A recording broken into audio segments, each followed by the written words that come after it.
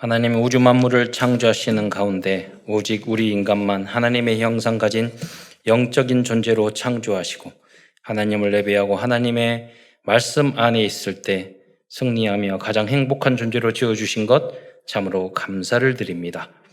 인간이 어리석어서 불신앙하고 사단에게 속아 죄를 짓고 이 땅에 떨어져서 오만 가지 고통을 당하다가 지옥에 갈 수밖에 없었는데 예수 그리스도를 통해서 모든 문제 해결해 주시고 하나님의 자녀의 신분과 권세 회복할 뿐만 아니라 237 나라 증인으로 쓰임받을 수 있는 축복 주신 것 참으로 감사를 드립니다. 점사랑교회 모든 성도들이 강단 메시지의 제자가 되고 또 세계 복음화를 위한 성경적 다락방 전도운동의 주역이며 제자가 되어서 주님이 오시는 그 시간을 앞당길 수 있는 전도와 선교의 주역으로 쓰임받을 수 있도록 역사하여 주시옵소서. 오늘도 말씀을 통해서 힘을 얻고 치유를 받고 하나님이 주신 미션을 발견하는 은혜의 시간이 될 수 있도록 역사하여 주옵소서. 그리스도의 신 예수님의 이름으로 감사하며 기도드리옵나이다. 아멘. 오늘은 종교개혁 주일이면서 또 개혁 총회 주일입니다. 종교 개혁주의라는 것은 이제 주로 루터가 종교 개혁을 했지만은요, 개혁주의 우리가 개혁교단이다. 자, 대한예수교 장로회 개혁 그러지 않습니까? 개혁이라는 것은 또 이제 뭐 프랑스 말로는 깔뱅이라고도 하고 뭐 독일어나 영어로 뭐 칼빈이라고 하는데 칼빈주의를 주로 이렇게 이야기를 하는 것입니다. 그러면 개혁주의 장로교회 신학은 어떤 거냐?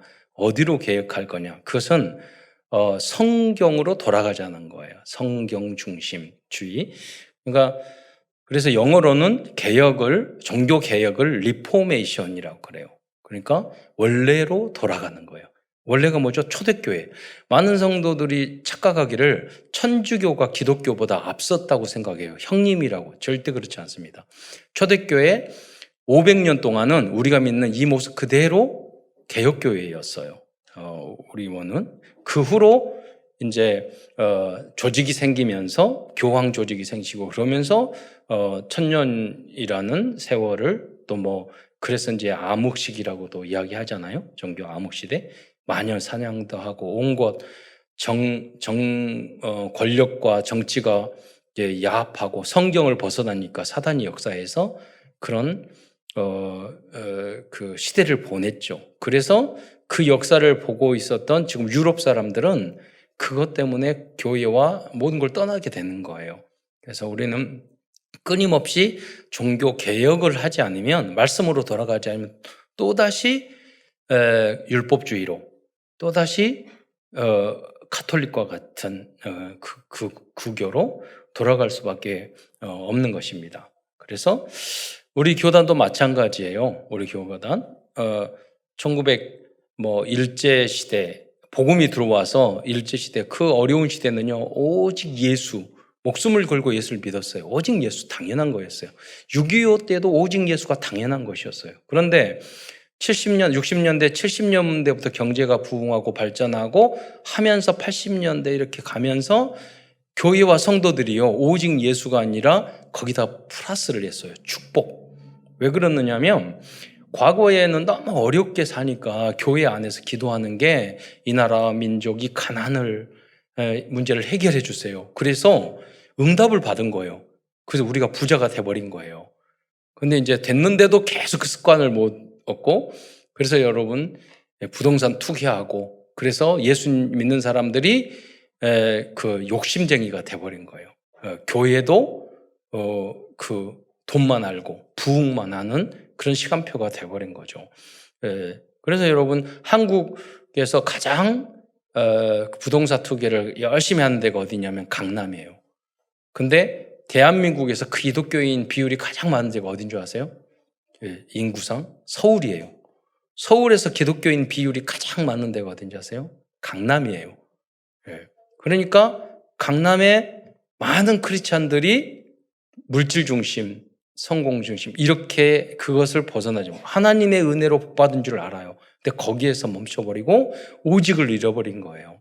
그래서 하나님이 조금 이상하게 오해를 받더라도 우리 교단을 다시 세워서 90년대 초부터 다시 오직 예수를, 너무나도 당연한 오직 예수를 다시 리포메이션 돌아가게 된 거예요. 그래서 그 시간표와 역사를 여러분 모르게 되면은 왜 뭐 당연한 오직 예수인데, 그러니까 많은 목사님들이 어렸을 때 신앙생활하면서 오직 예수 너무 당연했는데 유광수 목사님 메시지를 딱 들으면서 충격을 받은 것이 전혀 충격받을 일이 아니에요. 충격받은 게 뭐냐면 그렇게 잘못 흘러간 것을 반성한 거예요.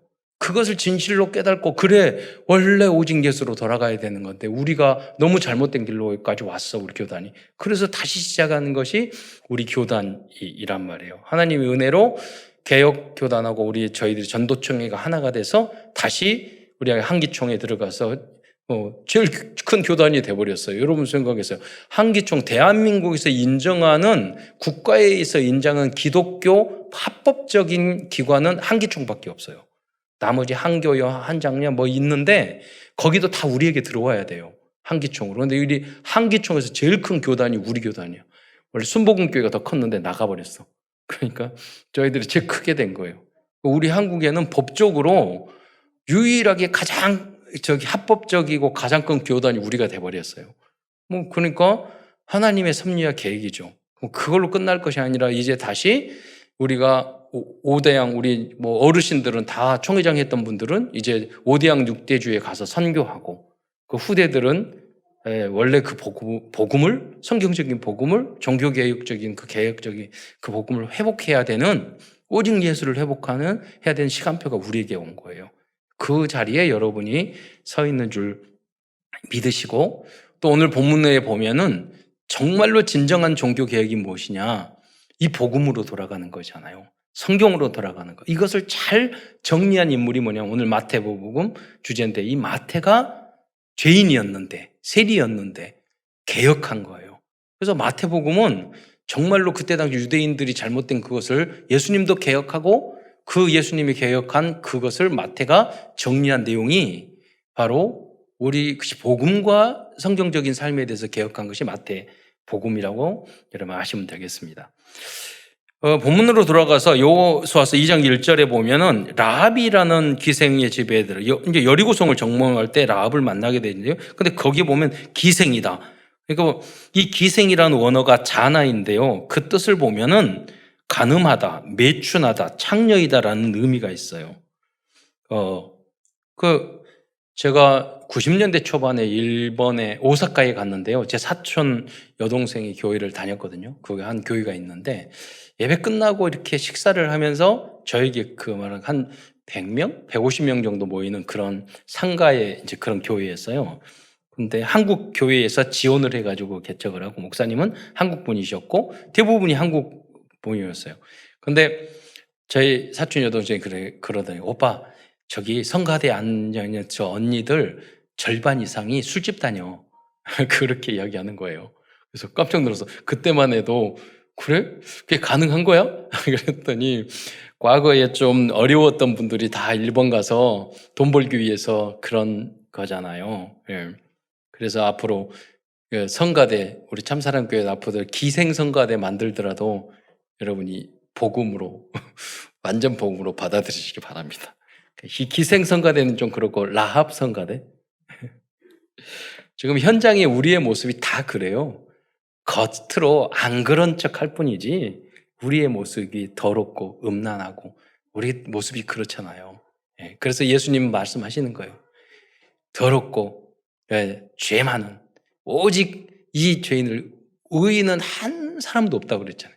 모든 사람이 죄를 범하였으며 그래서 예수님은 내가 의인을 부르러 온 것이 아니라 마태에게 말한 거예요. 죄인을 부르러 왔다고.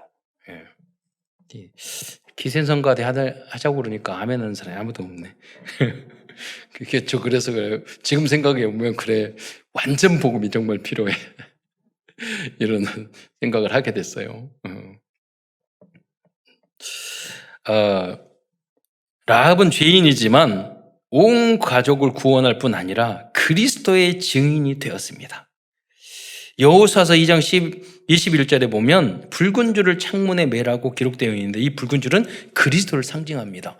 근데 뭐 라합이 뭐 그리스도를 얼마 알고 그랬겠어요. 근데 뭐냐 하나님의 은혜란 말이에요. 하필이면 어디서 붉은 줄을 사놓은 게 있었어. 그러니까 하다 보니까 내렸잖아요. 그러니까 우리가 뭐냐면 여러분의 구원, 여러분이 예수가 그리스도, 우리 교단에 온 것도 하나님의 영세전에 선택하신 하나님의 절대 은혜인 줄 믿으시기 바랍니다. 마태 또한 자신의 민족인 이스라엘 백성을 착취하여 로마 제국의 세금을 바친 세리 죄인이었습니다. 그런데 왜 세리가 세무공무원이 죄인입니까? 그런 의미가 아니에요. 로마 속국이었기 때문에 당시 유대인들은 유대인 중에서 로마의 세리가 된 사람들을 살인자와 강도로 취급했다고 역사 기록에 나와 있어요. 그래서 그럴 뿐만 아니라 그 가족들도 그렇게 취급을 했어요. 그리고 그래서 어떤 잘못했을 때 증인으로도 세리는 세우지 않았어요. 삭개와 같이. 그러니까 마태는 그런 인물이었던 거예요. 그런데 마태는 예수님이 부르자마자 예수님 따라갔어요. 그리고 평생 그리스도의 증인이 됐어요. 왜 그랬을까요? 마태는요, 갈등을 했어요. 내가 먹고 살기 위해서 이렇게 나라 팔아먹고 이렇게 돈 가지고 사람들 감옥에 집어넣고 약한 사람들 이런 삶이 맞는가? 여러분 인생을 살아가면서 질문만 바로 해도요, 여러분 성령 인도 받는 줄 믿으시기 바랍니다. 내가 이렇게 살아서 되는가? 이게 정말 인간이 걸어가야 될 길인가? 질문만 바로 해도. 그래서요, 마태가 하박국과 같죠. 내 인생에 대해서, 내 직업에 대해서, 내 삶에 대해서 질문을 한 거죠. 마태는 그런데요, 단순히 주님을 따라다니는 정도가 아니었고 그리스도의 족보, 탄생, 공생애와 죽음과 부활까지 가장 자세히 정리해서 자료를 남긴 중요한 역할까지 담당했어요. 왜 그랬을까요?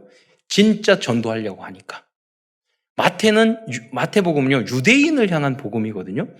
그러니까 유대인을 정말 전도하려고 하기 때문에 거기에 대한 메시지를 다 정리한 거예요. 그래서 유대인이 이걸 보면은요, 다 박살나도록.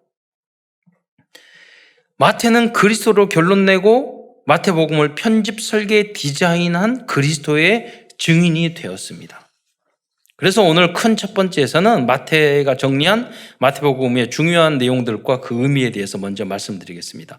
마태는 마태복음을 쓰면서 특이하게도 가장 먼저 예수 그리스도의 족보를 기록했습니다. 마태복음 1장 1절에 보면 아브라함과 다윗의 자손 예수 그리스도의 계보라 하고 계보를 적었잖아요. 그런데 여기 보면은요, 첫째 이게 낳고 그러니까 우리가 봤을 때는요, 처음에 성경을 읽으라고 그러니까 구약은 힘드니까 신약부터 읽으라고 해요. 세 가족의 성경을 주면 딱 펴보면 누가 누굴 낳고 왜 성경이 이래?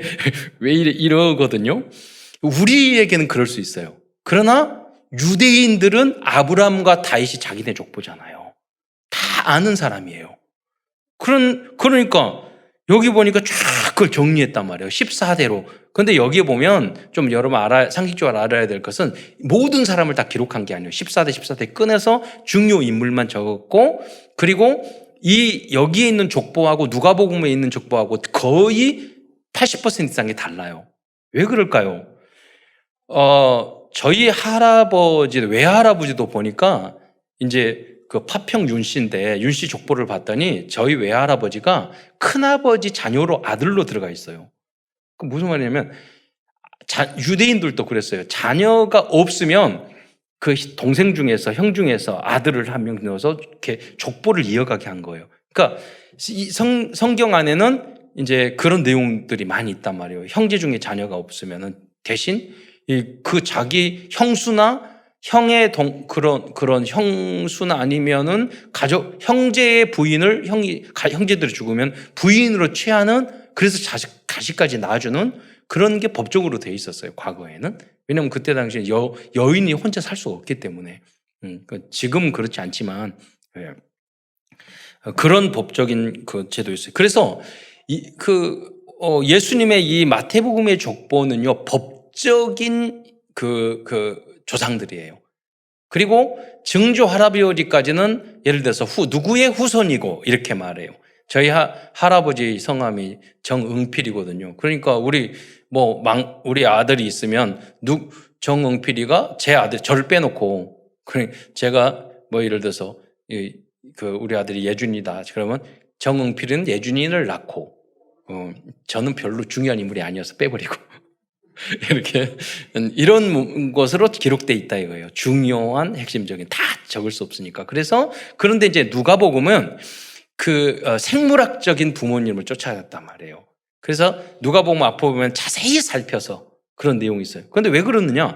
마태복음은 유대인들을 향한 복음이고 누가복음은요 이방인을 향한 복음이에요. 그런데 마태복음 아브라함과 다윗의 자손 예수 그리스도의 세계 이렇게 나오니까 유대인들을 하겠지만 누가복음은 거꾸로 나중에 예수님 올라가고 그 위에는 그래서 나중에는 아담까지 올라가서 아담 위는 하나님이라고 나와요. 그러니까 모든 인류의 조상은 아담이고 그 다음에 하나님인 줄 믿으시기 바랍니다. 그럼 만약에 진화론을 믿는다면 그분들은 족보 위에다 누구를 써야 되냐면 원숭이를 써야 돼요. 그렇잖아요. 족보 우리 원숭이로 다 바꾸셔야 돼. 그러니까 모든 족보를 보면은 김씨도 보면 어디 나요? 알에서 나잖아요. 알에서. 김수로 왕. 알에서. 파충류예요. 그러니까 그 족보가 말이 안 되는 거죠. 우리가. 유신론적 진화론 이런 것도 성경지키지 않은 거죠.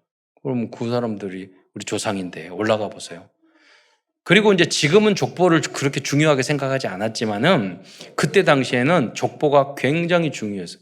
저희 어른들만 지금도 족보를 굉장히 소중하게 생각하는 지금도 제가 진주정인데요. 지금도 그 종과에서 매년 편집해 가지고요. 그 책도 이렇게 두꺼운데 20만 원 주고 사라고 그래 가지고 돈 안 보내고 그래 가지고 또 연락 오고 계속 그러거든요.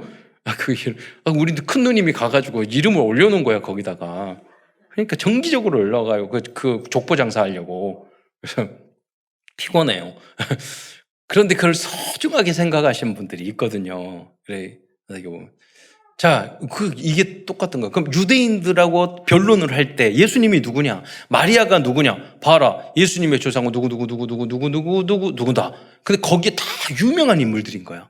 신기해. 그리고 마리아의 부모님도 조상도 보니까 이렇게 보니까 중요한 인물들이 있는 거야. 스룹바벨, 그런 인물들이 있는 거야. 이거 딱 보면 예를 들어서 이런 거예요. 어떤 제가 장로님 한 분 만났더니 그분의 조상이 자기가 세종대왕의 몇 대손이라고 말씀하시더라고요. 갑자기 기가 죽더라고요. 그러면 쭉 올라갔는데 예를 들자면 이씨니까 우리의 그 조상은 이성계고 이성계가 아니야 이순신 장군이 우리 조상이 몇 대고 그 위에 올라가서 또 세종대왕하고 관계 있는지 모르겠지만 또 세종대왕하고 예를 들자면 그 다음에 이성계고 쭉 올라가면 누구고 이렇게 말을 하면 갑자기 우리가 기가 죽잖아요. 그러니까 족보 가져와봐. 그런 거예요. 너희들이 예수 그리스도와 마리아의 족보는 이건데 너희들이 여보다 나은 족보 있으면 가져와봐. 마태가 그 말을 하는 거예요. 예수 그리스도는 이렇게 영세전에 이렇게 해서 다윗과 스룹바벨과 중요한 인물의 후대로 오셨다. 이분이 예수 그리스도 아니면 이분이 메시아가 아니면 누가 메시아겠냐? 한번 족보 가져와봐. 이런 말이에요, 마태가. 이렇게 마태복음을 시작한 이유는 전자에도 말씀드렸던 것처럼 유대인들에게 예수 그리스도는 아브라함과 다윗의 계보를 통해 오신 참된 왕이요 그리스도요 메시아라는 증거를 보여준 거예요. 그래서 여러분이 무턱대고 믿는 거 좋지만은 그런 신앙은 언제든지 무너져요. 그래서 여러분이 아는 것 같지만 굉장히 제가 어떤 질문을 할 때 보면 정말로 모르는구나. 복음에 대해서 성경에 정말 무식하구나. 이럴 때 참 많이 느끼거든요. 여러분이 포럼할 때 보면 특별히 정말로 다시 많이 배워야 되겠구나. 너무너무 모르는 거예요. 그러니까 겸손하게 여러분이 말씀을 다시 배우셔야 돼요. 그래서 잘 배우잖아요. 그러면은 뿌리가 깊이 내려져요. 어떤 상황에도. 그리고 여러분 전도를 위해서는 증인이에요. 이게 전도책이에요. 마태복음가 이걸 정리하는 것도 유대인들을 전도하기 위해서 이 정리를 한 거예요. 그러니까 여러분도 구원 받았으면 이제 여러분의 현장에 맞게끔 전도하는 책으로 여러분이 편집 설계 디자인 하시기를 축원드립니다. 이제까지 배웠던 말씀을 내가 모르겠으면 아는 척하지 마시고 다시 겸손하게 배우시고. 여기서 특이한 점은 요셉의 조상도 다윗이고 예수님의 어머니 마리아의 조상도 다윗이라는 거예요. 쭉 올라가면 같다는 이런 거. 마태복음에 나온 족보는 요셉의 족보고 누가복음의 3장 23절로 38절에 나오는 족보는 전혀 족보가 달라요. 그러니까 이제 두 가지 이론이 있어요. 그래서 우리가 막 싸우고 그러면 안 되는데 다 여러 가지 조금씩 일리가 있어요. 이거는 마리아의 족보다 누가복음은 그렇게 말하기도 하고, 예수 그리스도의 뭐냐면 생물학적인 사람을 찾아서 그 조상을 찾아서 적은 거다 이렇게 이야기도 합니다. 그래서 두 가지를 다 신학자들이 싸우니까 여러분은 그 신학자들한테 싸우라고 놔두고 여러분은 이래도 좋고 저래도 좋고 하시면 됩니다. 예.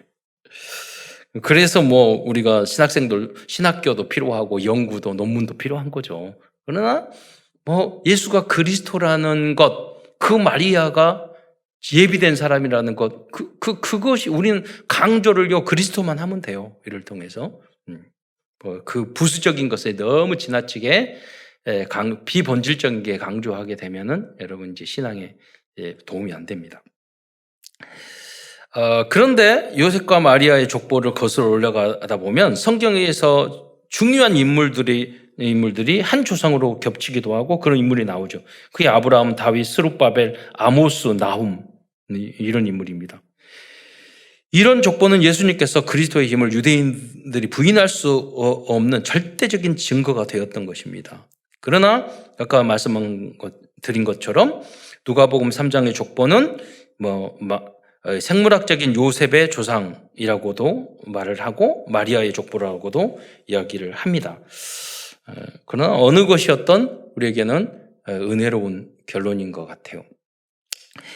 1장 18절부터 2장 23절까지는 예수 그리스도의 탄생부터 나사렛에 살던 예수님의 어린 시절의 내용입니다. 마태는 이 부분에서 예수님은 성경의 예언대로 유대 땅 베들레헴에 탄생하셨지만 헤롯과 유대인들은 예수님을 그리스도로 받아들이지 않았고 오히려 죽이려고 하였던 걸 알려주고, 무슨 말이냐면 여러분 베들레헴이 누구의 고향이에요? 다윗의 고향이에요. 떡집이잖아요. 근데 봐봐, 성경에서 미가 소장 2절에 유대 땅 베들레헴아 거기 나온다고 그랬죠. 그러니까 계속해서 유대인에게 증거를 보여주는 거예요. 다윗은 성경에 나왔잖아, 유대 땅 베들레헴에. 그런데 그 그리스도가 예수님이 유대 땅 베들레헴에 태어났잖아. 그 다음에 또 보면은 어린 시절에 나사렛에서 산다고 그랬어요. 마태복음 2장 23절과 구약에도 보면 나사렛 사람이라 칭하리라. 그런데 낳기는 거기 나고 자라기는 마리아와 요셉의 고향이 나사렛이에요. 그러니까 호적으로 가다가 거기서 베들레헴에 나왔잖아요. 그러니까 두 가지가 다 맞아떨어지잖아요. 야, 그리스도 메시아 중에서 가다가 베들레헴에서 태어나, 원래 나사렛 출신인데 부모님 출신인데 가다가 베들레헴에 태어난 그런 선지자나 그런 사람이 있으면 말해봐. 증거를 내봐. 그 말이에요. 마태가 그 이야기를 유대인들 지도자들에게 하고 있는 거예요. 그들은 이것을 받아들이지 않고 오히려 이 예수님을 죽이려고 했죠. 그러니까 여러분이 바른 말을 했을 때 그것을 받아들이는 게 굉장히 중요합니다. 내 자존심 때문에 아무것도 아니에요. 나를 망하게 하는 거. 그 이야기할 때 언약을 붙잡고 회개하고 받아들이고, 이게 중요하다니까요. 인정만 해도.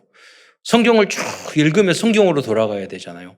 성경에서 여러분하고 안 맞는 부분이 있으면 읽으면서 줄만 그어도요.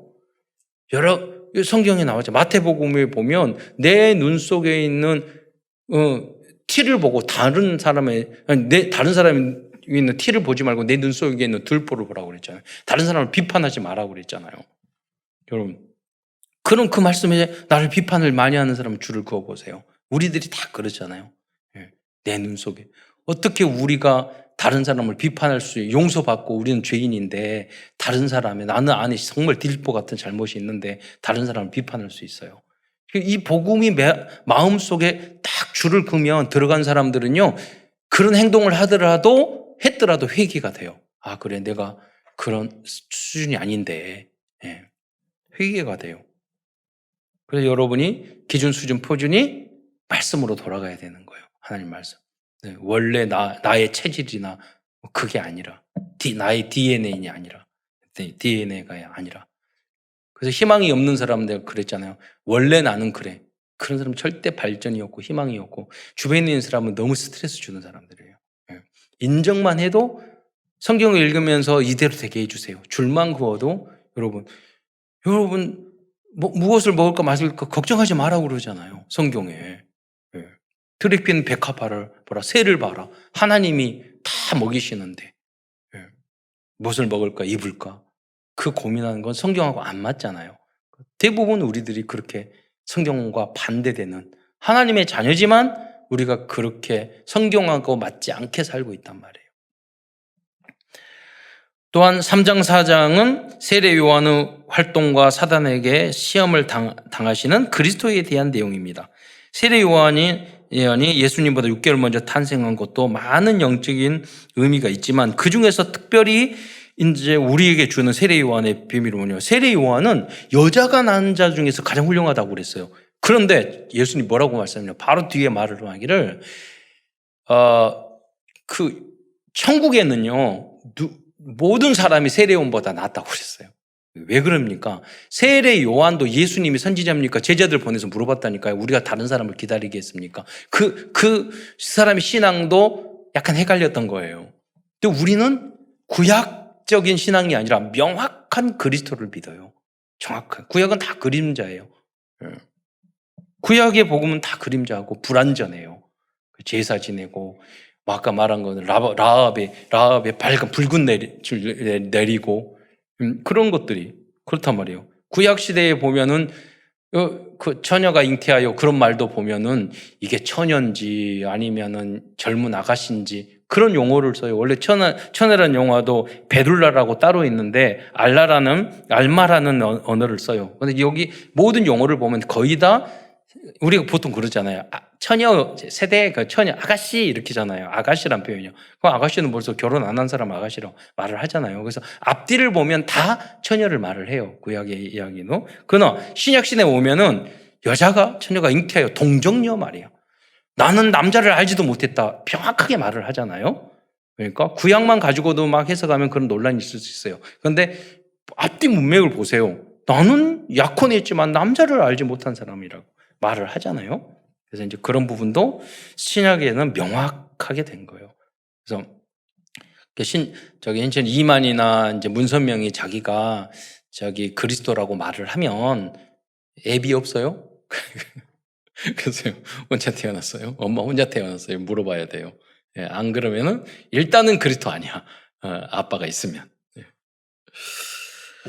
그리고 예수님도 인간들처럼 사탄의 유혹을 받으셨지만 그것을 말씀으로 이기셨습니다. 그래서 강단 메시지가 중요합니다. 예수님도 사탄을 말씀으로 이기셨기 때문입니다. 우리의 기준, 수준, 표준이 말씀이 될 때 사탄 나라와 세상 나라를 하나님의 나라로 만들 수 있습니다. 여러분이 사탄아 물러가라 그럼 물러가시는 게 아니에요. 귀신아 나가라.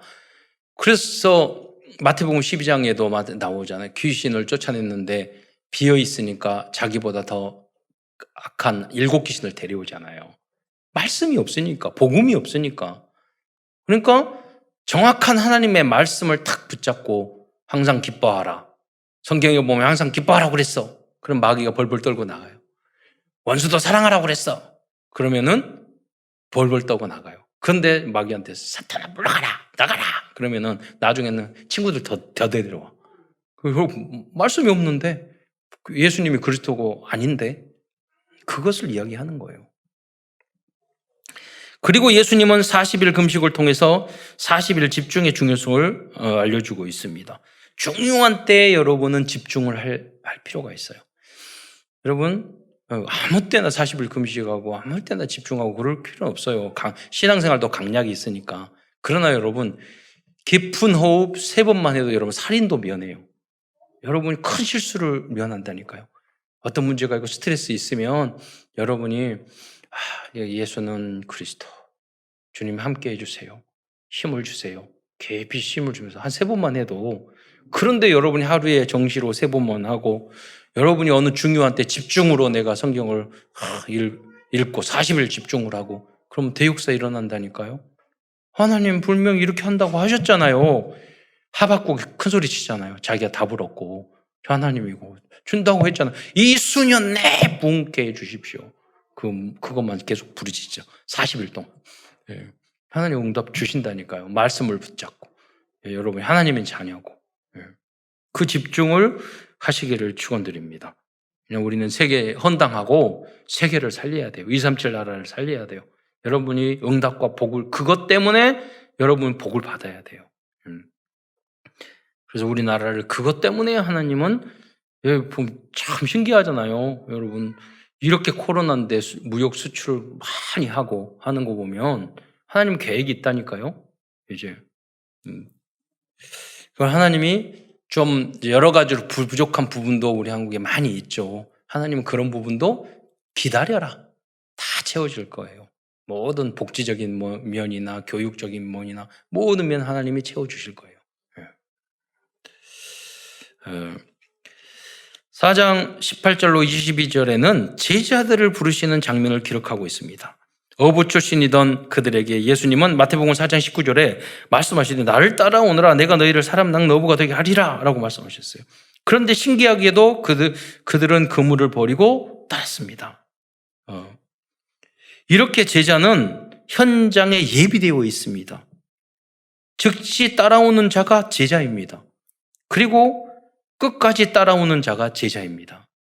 이 제자들이 다 순교했잖아요. 이 비밀을 알고.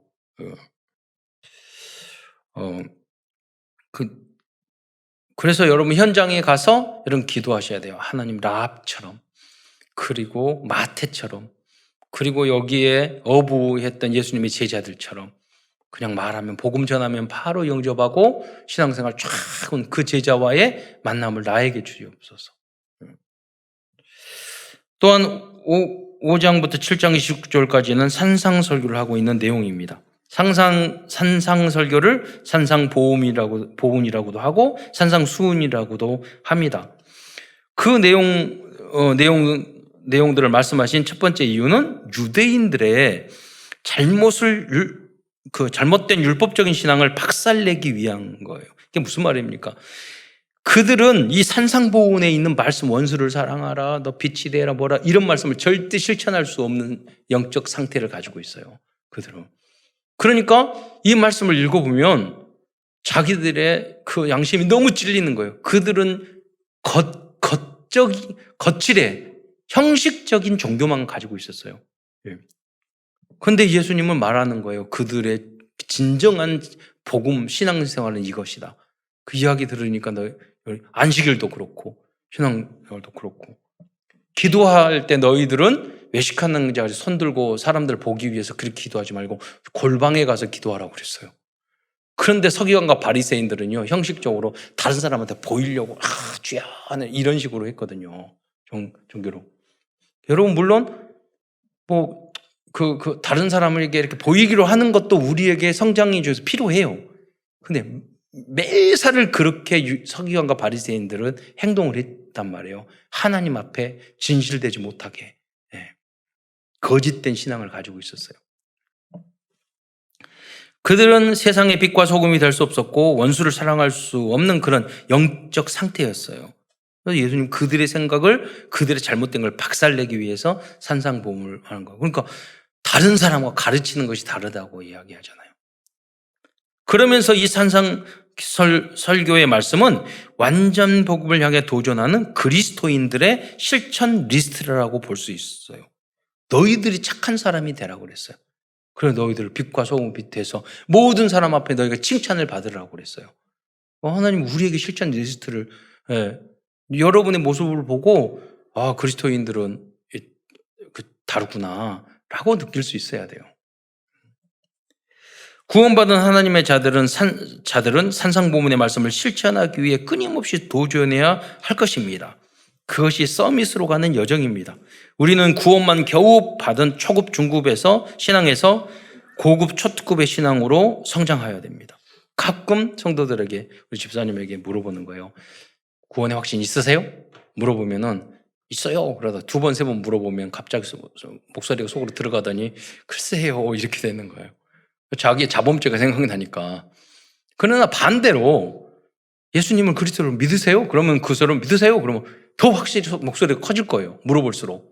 구원받은 거예요. 하나님이 창조주인 걸 믿으세요?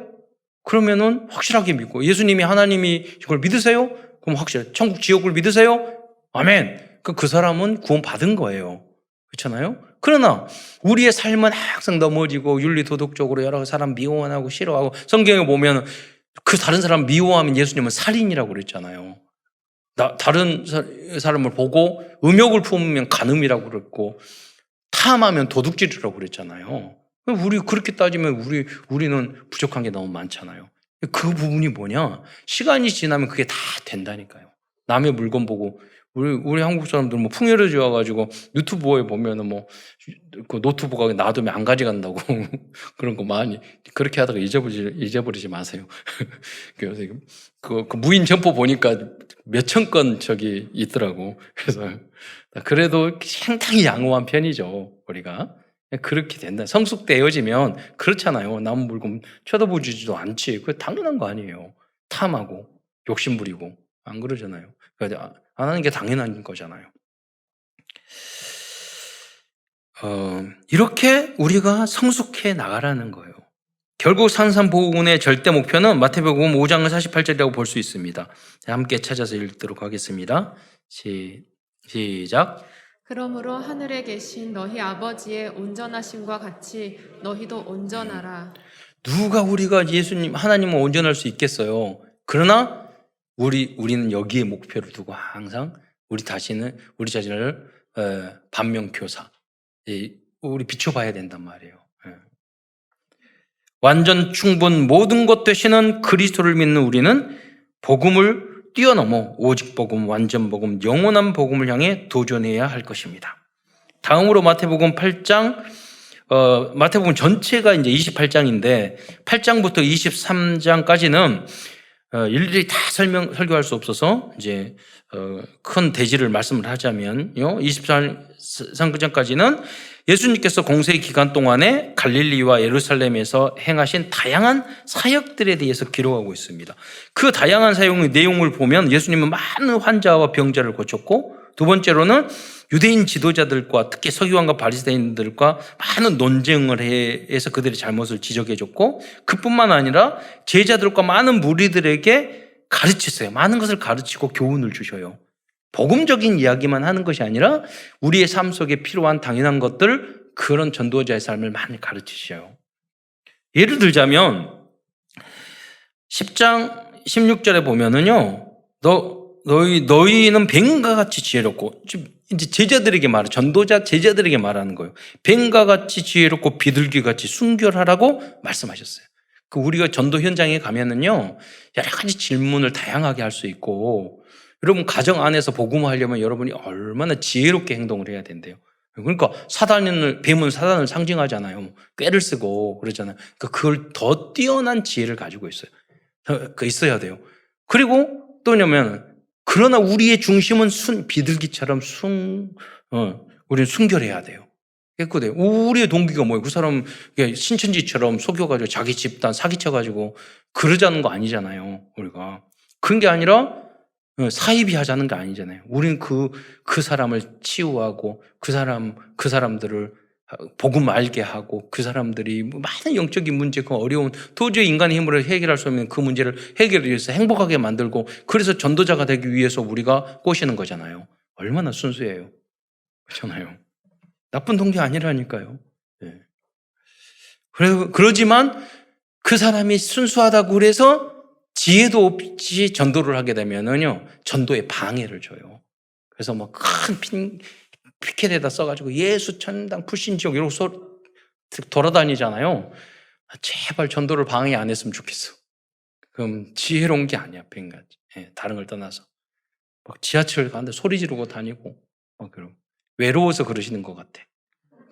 관종이라고 어디서 꼭 보이려고 그런, 남한테 보이려고. 영적인 문제예요. 그냥 구원은 받았지만요, 참 짜증나요. 전도 좀 안 막았으면 좋겠어요. 우리가 다른 각도를 우리가 여러분 그러고 있지 않습니까? 여러분 가정 안에서 내가 조급해가지고 성급해가지고 기다리라. 여러분 전도, 제발 전도 막지 마세요. 여러분, 가만히만 있어도 전도돼요. 기도하고. 10장 32절로 33절에도 전도에 대해서 말씀해 주셨습니다. 누구든지 사람 앞에서 나를 시인하면 나도 하늘에 계신 시인하겠고, 누구든지 사람 앞에서 나를 부인하면 하늘에 계시는 부인하리라. 전 중학교 때부터 작은 성경책 가지게 되면서 쉬는 시간마다 성경 읽고 그랬거든요. 친구들이 다 교회 다니는 줄 알아요. 그러니까 전도하기 쉬워야 교회가 다니냐 안 가냐 그냥 데리고 가고, 뭐 버스 타거나 지하철 탈 때도 성경 항상 읽고, 요새 카페 있잖아요. 거기서 딱 읽어보세요. 다른 사람 보면서 착각해요. 굉장히 믿음 좋은 사람으로. 그런데 여러분이 그렇게 하면은요, 여러분이 시인하면은 여러분 흑암이 꺾여요. 그렇게 당당하게. 그래서 CCC 제가 훈련 받을 때는 성경책 들고 다니기 운동을 했어요. 성경책 다 이렇게 달고. 예. 근데 왜 그러느냐? 당당하게 무슨 창피할 일이에요? 교회 다니는 게? 부끄럽게 생각하는 사람이 있다니까요. 어떤 분들은 부끄러우니까 신문지를 싸가지고 교회 와가지고 신문지 버리고, 예. 그런 사람들이 있어요. 여러분 예수 믿는 거예요. 여러분이 그런 모습을 보면 하나님도 여러분을 창피하게 생각하면 안 되잖아요. 당당하게. 최고로 복받은 분인 줄 믿으시기 바랍니다. 세상 것과 비교 안 되는 거예요. 그래서 그 비밀을 말씀 속에서 발견해야지. 그잖아요. 발견 못하고 그냥 종교 겨우 교회에 다니고 그 정도로 신앙생활을 하면 안 되잖아요, 여러분. 18장 1절로 5절에서는 천국에는 아이와 같이 순진하고 겸손한 자가 큰 자라고 말씀해 주셨습니다. 이 내용은 세상적인 겸손, 영적인 겸손을 동시에 말해요. 그리스도인은 겸손해야 돼요. 왜 이 이야기를 했냐면 제자들이 예수님이 천국에 올라가면 오른팔에 왕이 되면 오른쪽에 왼쪽에 이렇게 엄마까지 동원해서 이야기했단 말이에요. 그러니까 예수님이 그 훈련을 받고도 서로 높은 자리에 앉으려고. 그러니까 마지막으로 무릎을 꿇고 그 수건을 동이고 제자들의 발을 닦아줘야 했잖아요. 그러니까 우리가 이제 제가 총회에서도 일을 하고 노예에서 일을 하려 보면은요, 목사님들이 다 교만해가지고 대접만 받아가지고요, 섬길 줄을 모르는 그런 습관이 있어요. 그래서 내가 농담 삼아 증담 삼아 그랬어요. 야, 맞아. 그래, 목사님 예수님께서 마지막으로 우리 너의 목사들이 하도 그렇게 교만할 줄 아니까, 섬길 줄 모르니까 마지막으로 보여주시는 게 서로 발 닦는 거라고. 예, 마지막으로. 우리 잘못하면 그럴 수 있다니까요. 더 복음을 알고 더 복음 목회자가 될수록 섬기는 자세를 항상 교만하게 성도들에게 명령조로 이야기하고 그러면 안 된다니까요. 반말 팍팍 하고 그러면 안 돼요. 더 섬기는 자세로. 예. 그러면 더 존경받을 수 있는 거잖아요. 예. 반말이 심하지 않는 미국에서는 그냥 이름 부르더라고요. 그냥 대통령한테도. 거기서는 그렇게 하시고 우리 한국에서는 그렇잖아요. 이야기를 여러분 하시라니까 어디를 가든지 선교 보세요. 꼭 목사님들 이런 게 말이 아니라 여러분도 마찬가지예요. 그 가정 안에서 부모님 앞에서나 친구 앞에서나 어디 가서 다 좋아해요, 여러분. 현장이 흑암이 꺾여요. 조금만 섬기면. 그래서 이번에 교육자 수련회 갔는데도요, 목사들이 다 운전하면서 다니고, 이거 버스 대절하는데 250만 원 든다는데, 그러니까 3개월 동안 운전하면서 다니면 수련회가 아니라 노동이야. 그래서 내가 이게 임세 우리도 헌신하니까 임선 우리보다 10배 크니까 10배 헌신해야죠. 장로님 거기 재정 장로님한테 이야기했어요. 우리 이거 하면 10배 해야지. 목사님들이 운전하고 다니고 이러면 되겠냐고. 버스 대절해서 쫙 다니고 1년에 한두 번 만나 그래야지 대화를 하고 사모님이 누군지도 알고 그럴 거 아니냐고. 그러니까 이번에 조금 더 높여가지고 공문서 막 보내고 그렇잖아요. 네. 그렇게도 한다니까요. 우리가 그런 자세를 가졌기 때문에 여러분 서로 섬기고, 그리고 서로의 입장을 이해하고, 그게 겸손한 마음이고 당연한 모습 아니에요. 그리스도인들의. 18장 15절로 17절에 보면 교회 안에서 지켜야 할 질서에 대해서 말씀해 주셨습니다. 내 형제들아, 여기 중요한 거예요. 죄를 범하거든 너희 형제가 교회 안에서 범하거든 가서 너와 그 사람과만 상대하고 하여 권고하라. 만일 들으면 내가 형제를 얻을 것이요. 교회를요, 무법함대로 하면 안 돼요. 교회 안에서 이상한 행동을 하면 여러분이 가서 그러면 안 된다고 말을 해야 돼요. 예, 딱 이야기를 해줘야 돼요. 예. 만일 듣지 않거든 한두 사람이 데리고 가서 두세 증인으로 말마다 확정하라. 그거 무슨 말이야? 너 잘못했잖아. 이렇게 하면 안 되잖아. 데리고 가서 그 사람을 나쁘게 하는 게 아니라 고치기 위해서. 만일 그 말도 듣지 않거든 교회의 말하고. 교회의 말을 듣지 않거든 이방인과 세리가 죄인이라고 그랬잖아요. 그렇게 같이 여기라. 성경에는 분명히 법과 질서가 있어요. 사랑이라고 그래서 아무나 받아들이고 그러면 안 돼요. 교회 안에서 이상한 행동을 하는 사람은 반드시 조심하고 여러분이 훈계하고 경고하고 해야 돼요. 여러분. 그래야지 다른 순수한 성도들이 피해를 입지 않아요. 그 이야기를 이 역할을 권사님들이 해줘야 되고 중간 사역자들이 해주셔야 되는 거예요. 장로님들이 그 역할을 해주시고 그래서 어린 양들을 잘 보호하고 케어받을 수 있도록. 그러면서 18장 21절로 24절에는 용서를 비는 자는 70번씩 7번이라도 용서라고 말씀해 주셨어요. 그러니까 제가 아까 말한 일본에서 그분들이 올 때 하지만은 계속해서 그런 직전가 아니라 조금씩 회개할 거 아니에요. 하나님 여기를 벗어나고 응답 주세요. 내가 먹고 살려고 이렇게 지금 내가 술집에 다니고 있지만 빨리 응답 주세요. 그렇게 할 거 아니에요. 낮은 마음으로. 그 사람들을 어떻게 손가락질 할 수 있어요, 우리가. 그렇잖아요. 그러나, 괜찮아. 이거하고는 다르잖아요. 이래도 돼.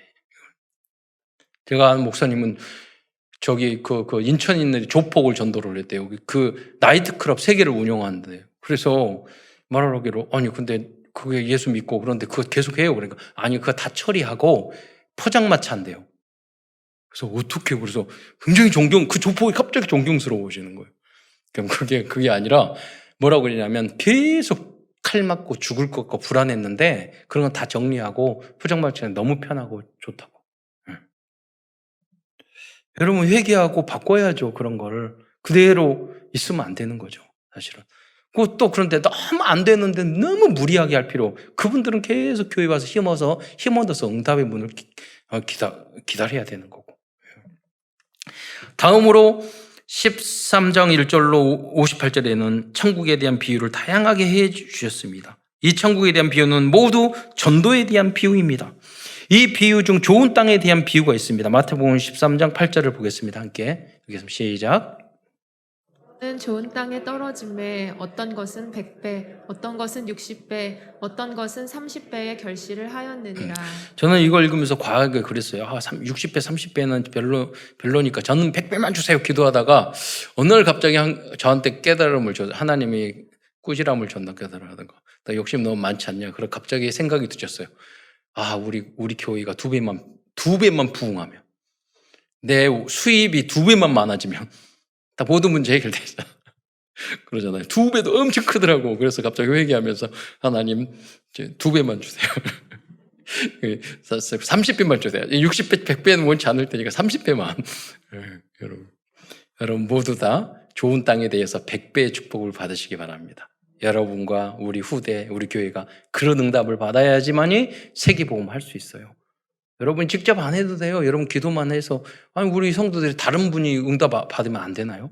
그렇잖아요. 한 명만 나와도 돼요. 우리들도 강단 말씀이 뿌리 내려 열매 맺는 좋은 땅이 되어야 하겠습니다. 그리고 좋은 땅과 같은 마음을 가진 만남을 주시라고 기도하시기 바랍니다. 이러한 만남을 가질 때 전도는 쉽고 삼천제자의 응답을 받을 수 있습니다. 또 24장과 다음은 25장은 감람산에서 말세 때 일어날 일들에 대한 예언의 말씀을 주셨습니다. 말세에 대한 가장 중요한 키는 마태복음 24장 14절 말씀인 것 같습니다. 같이 읽겠습니다. 시작. 이 천국 복음이 모든 민족에게 증언되기 위하여 온 세상에 전파되리니 그제야 끝이 오리라. 그러니까 지진 기금 많은 게 있어도요. 땅 끝까지 복음 증거돼야지 이제 말세가 온다고 예수님이 재림한다는 말이거든요. 그러니까 기준을 거기에 둬야 돼요. 이와 더불어 그리스도인들에게 주님의 재림에 대한 바른 태도를 말씀해 주셨는데 그게 24장 41절로 44절 말씀입니다. 같이 읽겠습니다. 시작. 두 여자가 맷돌질을 하고 있음에 한 사람은 데려가고 한 사람은 버려둠을 당할 것이니라. 그러므로 깨어 있으라. 어느 날에 너희 주가 임할는지 너희가 알지 못함이니라. 너희도 아는 바니 만일 집주인이 도둑이 어느 시각에 올 줄을 알았더라면 깨어 있어 그 집을 뚫지 못하게 하였으리라.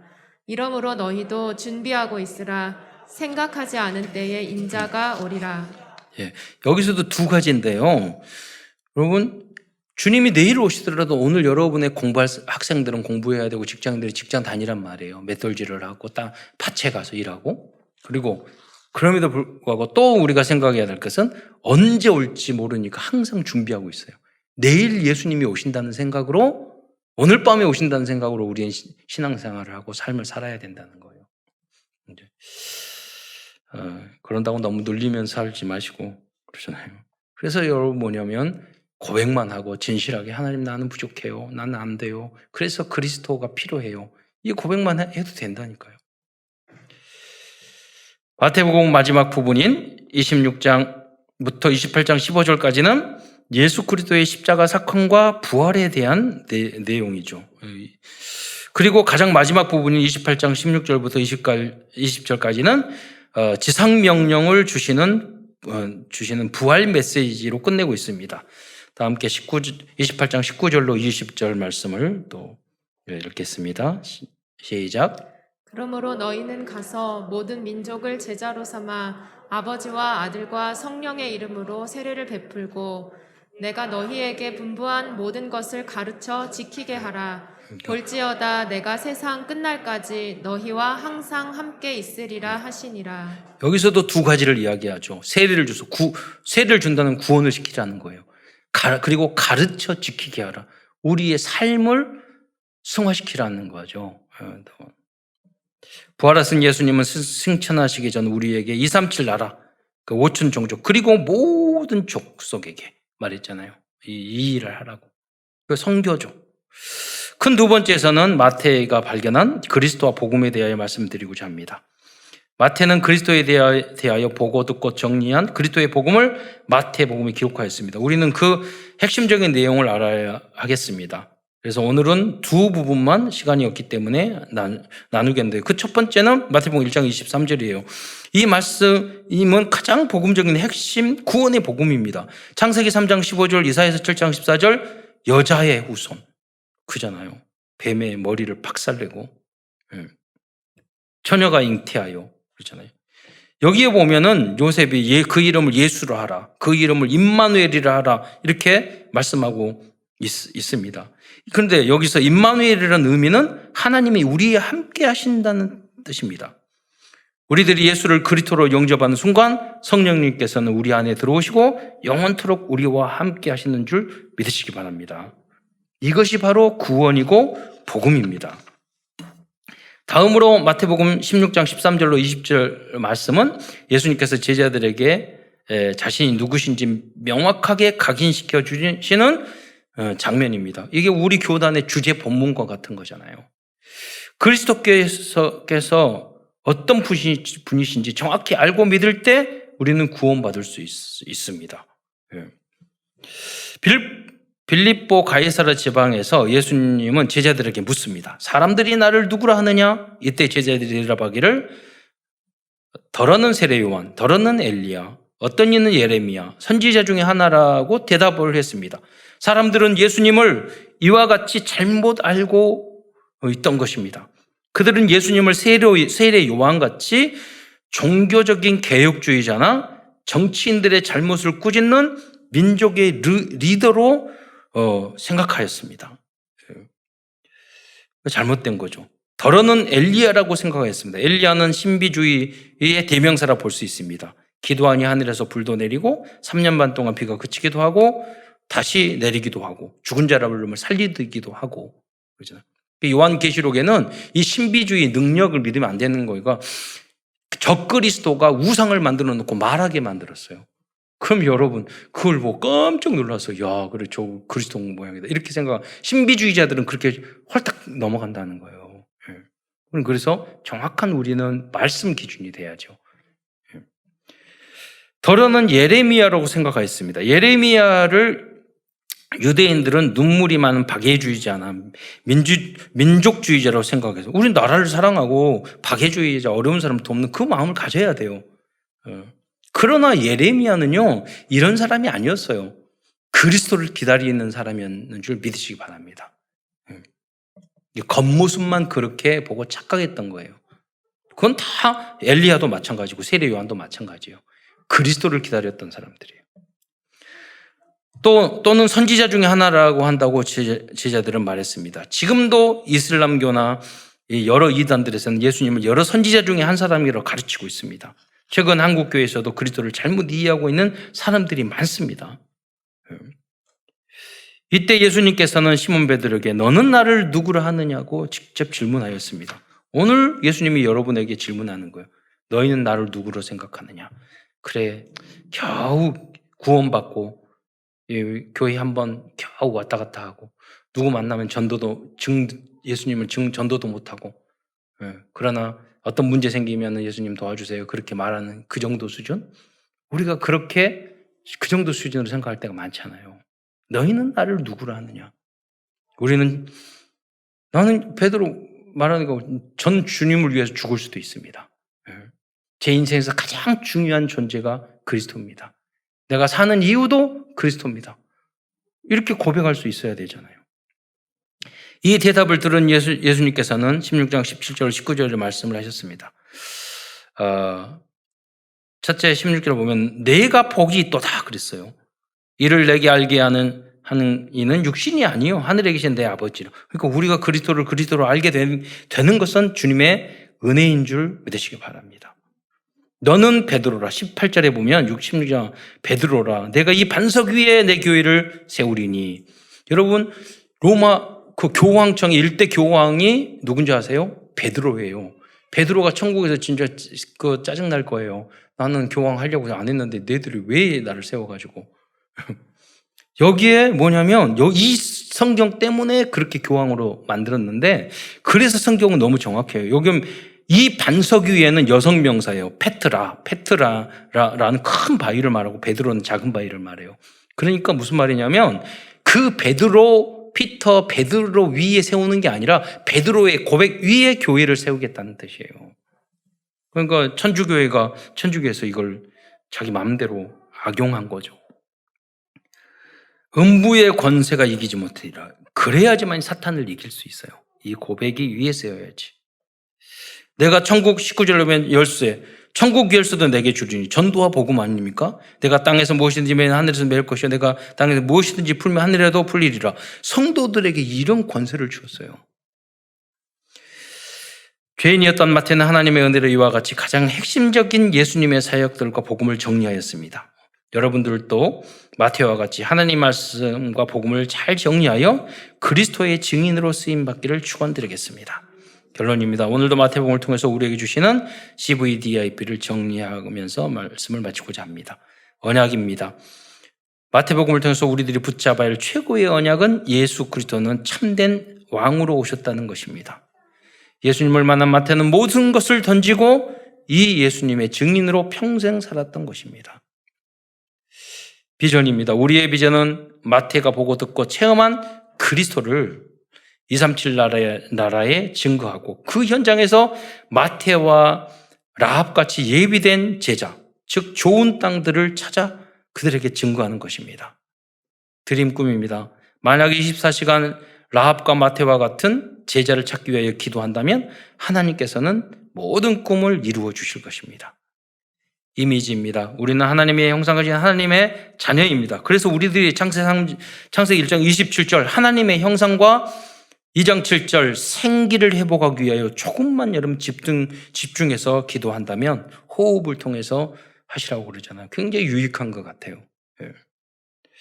하나님이 예비하신 그렇게 되면 미래를 보고 갖고 누리고 정복하고 성취되고 그리고 여러분이 가기 전에 미리 응답이 와 있는 응답을 받게 될 것입니다. 프랙티스 연습 실천입니다. 이번 주는 마태처럼 내가 체험한 그리스도와 복음을 정리해 보시고 절대 불가능한 것 같은 사람들에게 이 복음을 증거해 보시기 바랍니다. 안 믿으면 말고요. 그러나 우리는 정확한 복음과 하나님 말씀을 정리는 해야 돼요. 말씀 마태복음 보니까 이렇게 그리스도는 이렇게 이야기했더라. 이렇게 설명을 해줄 수는 있어야 되잖아요. 그게 바로 지교회고 다락방이에요. 예수 생명 예수 영역 안에서 참사랑 RUTC와 삼천 제자 237을 위한 1천만 제자를 세우는 개인과 가문이 되시기를 축원드리겠습니다. 기도하겠습니다. 사랑해 주님 참으로 감사합니다. 오늘도 여러 가지 팬데믹으로 어려운 그런 상황이지만 하나님을 사랑하고 주님의 예배를 사모하고 또 하나님이 우리에게 주신 그 구원의 은혜에 감사하여 성전에 나와 예배를 드렸습니다. 주님께서 영광받아 홀로 영광받아 주시고 정말 우리들과 우리 가문과 후대가 하나님이 원하시는 그 소중한 전도와 선교의 사역에 쓰임받을 수 있도록 세상을 치유하며 우리 후대들을 모든 분야의 서밋으로 만드는 그 사역의 주역으로 쓰임받을 수 있도록 역사하여 주옵소서. 그리스도의 신 예수님의 이름으로 감사하며 기도드리옵나이다.